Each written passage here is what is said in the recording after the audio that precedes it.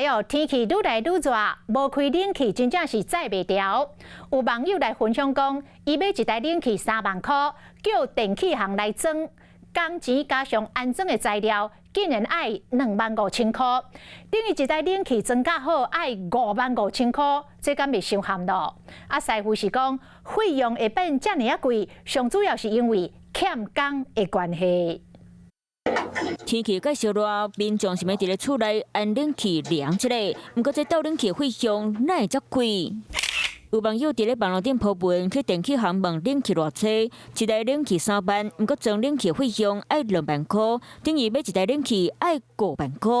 以常识来讲，我觉得真的是偏高了。合理啊！现在那个成本工钱那么多，这个是专业的问题啊。问装冷气的师傅，伊讲一般透天厝装冷气费用超伫咧5000块左右。不过若是特殊的冷气供线载质，或者是关楼站需要用的吊车，安尼安装费用才会开真济。管路的长短、危险的状况，然后还有就是现场吊车。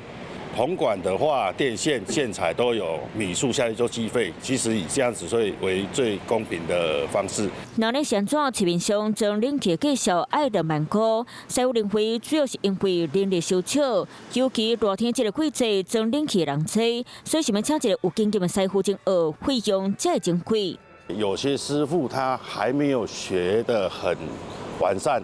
价格，它评估也会有一些落差。所落来天气温度会一天比一天烧热，全台湾会亲像一台航路。气象署针对11个县市发布高温警讯。气象署持续发布高温资讯针对台中以南、大台北地区有36度高温的机会。